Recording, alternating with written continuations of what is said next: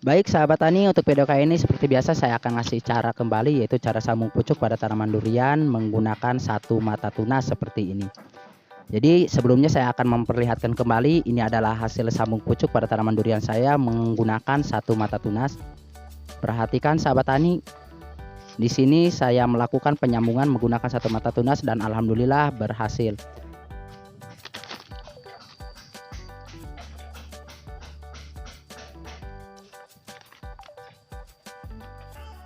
Jadi untuk bagian penyambungannya ini atau hasil tempelan ini sekarang sudah cukup menempel dengan sempurna.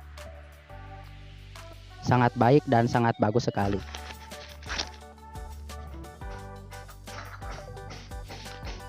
Untuk bagian ini juga sahabat tani, untuk bagian mata tunasnya ini sudah cukup besar ya. Dan ini menandakan bahwa sambung pucuk saya ini berhasil.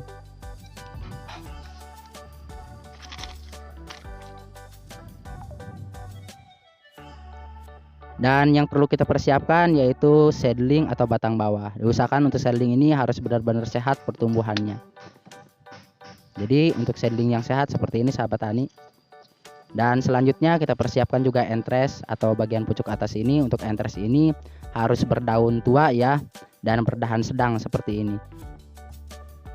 Jadi apabila sahabat tani menggunakan sambung pucuk bisa menggunakan daun seperti ini, atau juga menggunakan daun yang sedikit muda ya sahabat tani ya. Jadi apabila sahabat tani masih ragu untuk melakukan sambung pucuk menggunakan daun yang masih muda, bisa menggunakan daun yang tua seperti ini. Dan untuk entres yang seperti ini sahabat tani, untuk entres yang besar seperti ini bisa sahabat tani lakukan penyambungan juga. Tapi untuk bagian entres yang besar ini harus disesuaikan sama seedling juga ya sahabat tani ya. Jadi seedlingnya itu harus besar juga apabila sahabat tani menggunakan entres yang berdahan besar seperti ini. Jadi di sini saya akan memperlihatkan dua contoh kepada sahabat tani melakukan sambung pucuk menggunakan dua entres. Jadi untuk entres ini diusahakan juga sahabat tani harus sudah pernah berbuah untuk indukannya.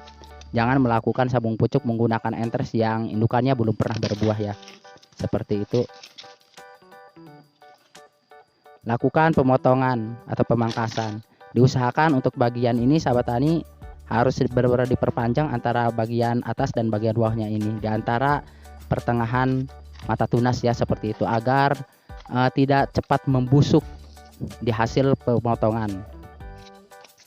Dan kita lakukan pemotongan ke bagian seedling ini.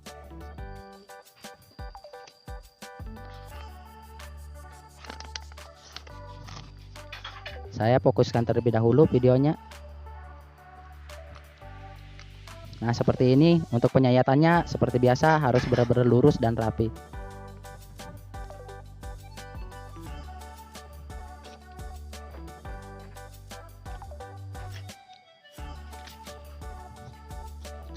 Jadi diusahakan untuk entres ini diperpanjang ya, agar lebih mudah cara memegangnya dan juga resiko pembusukan di hasil pemotongan itu tidak terlalu besar. Selanjutnya kita lakukan pembelahan. Hati-hati untuk melakukan pembelahan ini. Apabila menggunakan entres atau seedling yang kecil seperti ini, maaf, apabila menggunakan seedling yang seperti ini, masih kecil seperti ini, jadi diusahakan untuk pembelahan harus di bagian tengah. Dan untuk selanjutnya kita lakukan pengikatan terlebih dahulu agar lebih mudah cara penyambungannya.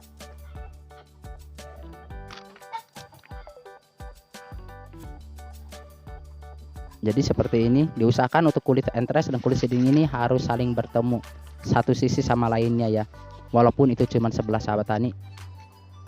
Kita lakukan pengikatan sekali saja, cukup seperti ini.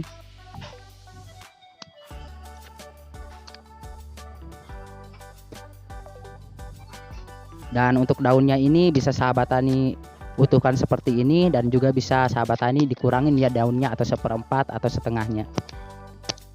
Jadi apabila sahabat tani menggunakan sungkup yang besar, boleh sahabat tani diutuhkan daunnya. Dan apabila sahabat tani menggunakan sungkup yang biasa saja atau sungkup es lilin, bisa dikurangin daunnya seperti itu.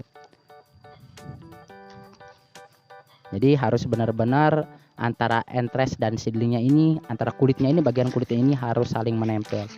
Jadi walaupun bagian belakangnya tidak menempel itu nggak masalah sahabat tani, yang penting bagian depannya itu harus saling menempel seperti itu ya.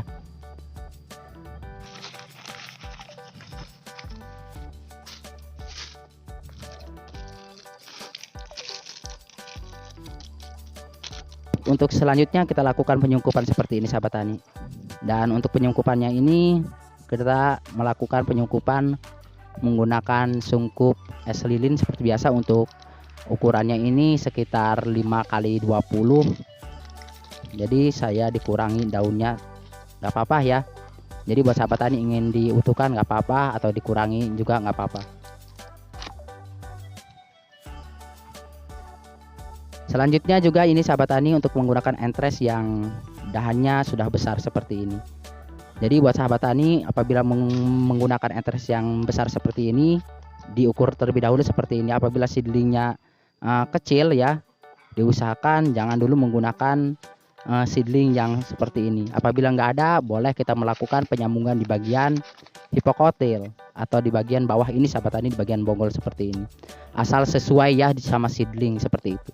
Jadi diusahakan untuk entres dan seedling ini harus lebih besar seedling daripada entres seperti ya sahabat tani ya. Jangan melakukan penyambungan lebih besar entres dibandingkan dengan seedling yang masih kecil ukurannya. Saya lakukan penyambungan di bagian hipokotil atau di bagian bonggol seperti ini.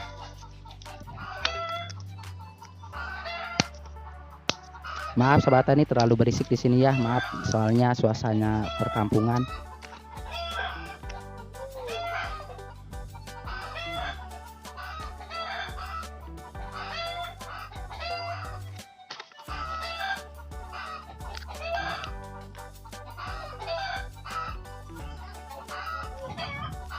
Dan untuk entresnya, penyayatan entres ini harus benar-benar lurus, rapi, tidak bergelombang, tidak terkena kotoran atau bahkan tidak terkena air. Jadi untuk syarat-syarat sambung pucuk ini harus benar-benar sahabat tani ikuti dari awal sampai akhir agar sambungan pucuk pada tanaman durian sahabat tani ini tidak gagal.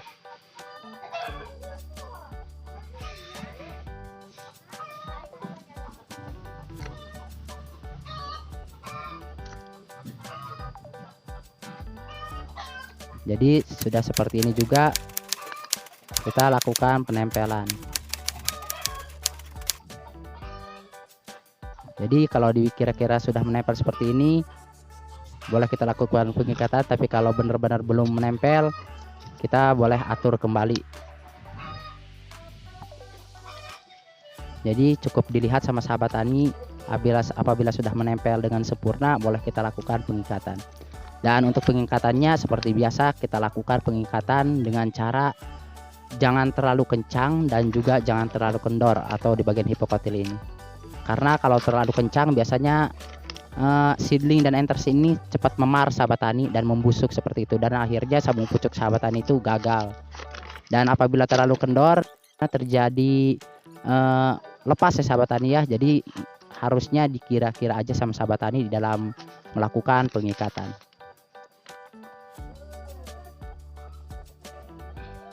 Jadi seperti ini harus benar-benar menempel antara kulit seedling dan kulit entres ya, seperti itu sahabat tani. Untuk bagian belakangnya nggak masalah, tidak menempel juga. Yang penting salah satu dari sisi ini menempel dengan sempurna seperti itu.